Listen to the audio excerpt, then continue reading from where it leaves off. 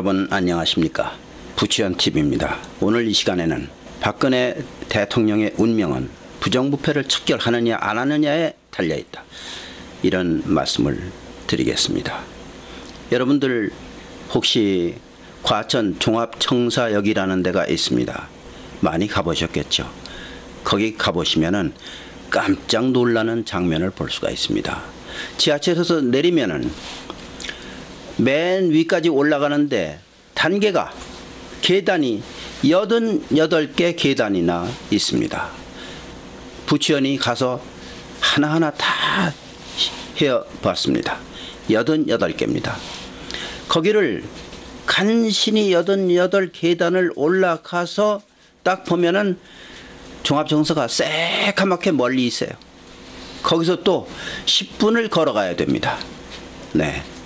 그럼 10분을 걸어가서 주민등록증 맡기고 거기다가 뭐 쓸 거 쓰고 이렇게 해가지고 자기가 목적하는 곳으로 가는데 또 약 10분 정도 걸립니다. 이렇게 20분 정도를 헤매야 그 정부의 공무원들과 만날 수가 있습니다. 이게 우리나라의 정부입니다. 이래가지고 되겠습니까? 공무원이 상전이다. 국민이 상전이어야 되는데 공무원이 상전이라는 것을 과천 정부종합청사역에 가면은 알 수 있다니까요. 네, 이게 참 문제예요. 네, 박근혜 대통령은 과천 종합청사역 이 88계단 이거를 뜯어가지고 여기다 에스컬레이터를 놓으시고 그 다음에 맨 위로 올라가면은 거기에 셔틀버스가 딱 대기하고 있다가 뭐 5분에 한 번씩 떠난다든지 이렇게 해서 종합청사로 이렇게 안내해 주어야 됩니다. 그렇게 안 하면은 국민들이 믿지를 않을 거예요. 네. 왜 이명박 정부는 5년 동안 손을 하나 대지를 않았어요. 이런 데 대해서. 네. 참으로 한심하기 짝이 없어요. 부정부패가 바로 이러기 때문에 벌어지는 거고, 국민이 밑에고 공무원이 위고 공무원이 상전이고 국민이 신하고 이래가지고 되겠습니까? 박정희 대통령은 국민이 상전이고 공무원이 신하고 이런 관계를 만들어놨는데 이게 이렇게 뒤바뀌어 버린 거예요.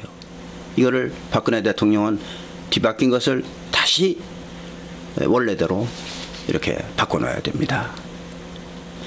부정부패를 척결해야 됩니다. 척결하지 않고는 박근혜 대통령 정부가 성공할 수가 없어요. 왜냐하면은 왜 성공할 수가 없냐? 부정부패 때문에 많은 예산이 낭비됩니다. 네, 많은 국민들이 아우성을 칩니다. 피해를 입습니다. 네, 정말 국민이 행복할 수가 없어요. 부정부패가 있는데 어떻게 국민이 행복합니까? 이건 새빨간 거짓말입니다. 부정부패를 없애야 됩니다. 첫 번째, 지금 뇌물이 대한민국 전국을 뒤덮고 있어요. 뇌물이 모든 것을 해결하는, 뇌물 없으면은 될 것이 없다.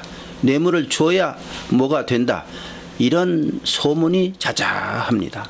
네. 지금 박근혜 대통령은 뇌물 없는 그 첫 번째 조치를 했어요. 선거 때 공식적인 돈 이외에는 한 푼도 쓰지를 않았습니다. 네, 누구한테 돈을 받지를 않았기 때문에, 재벌한테 돈을 안 받았기 때문에, 중소기업한테 뒷돈을 받지 않았기 때문에 아주 떳떳한 거예요.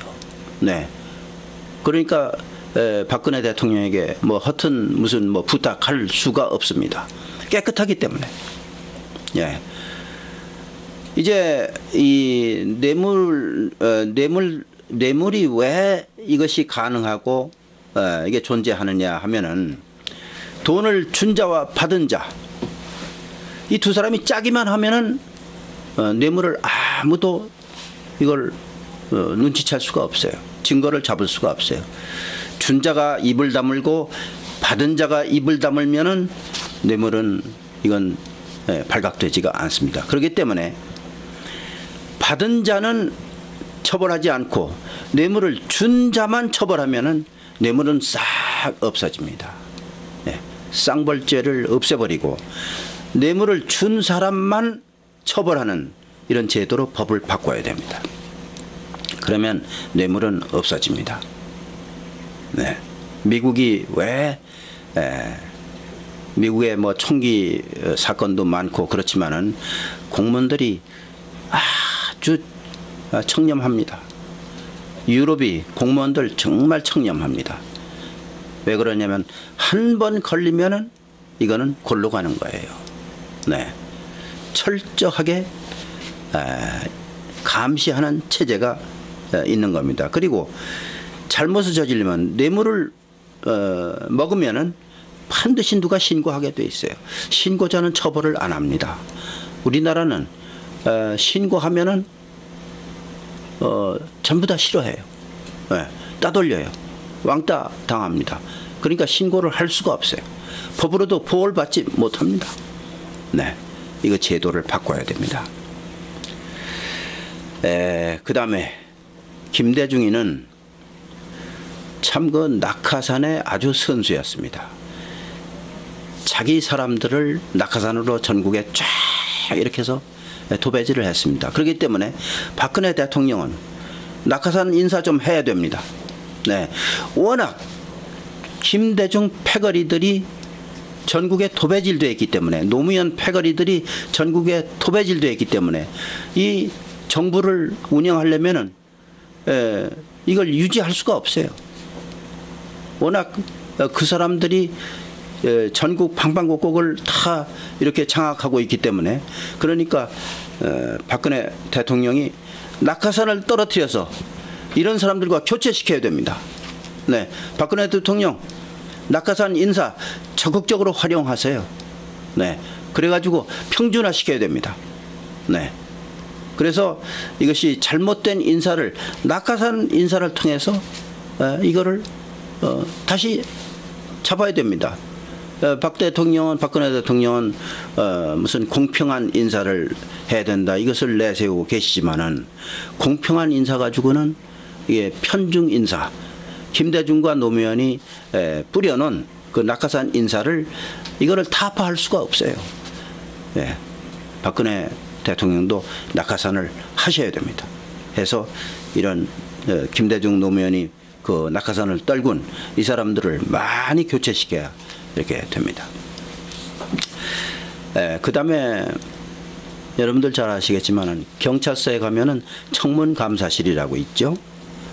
또 무슨 보건복지부나 환경부에 가면은 감사실이라는 데가 있죠.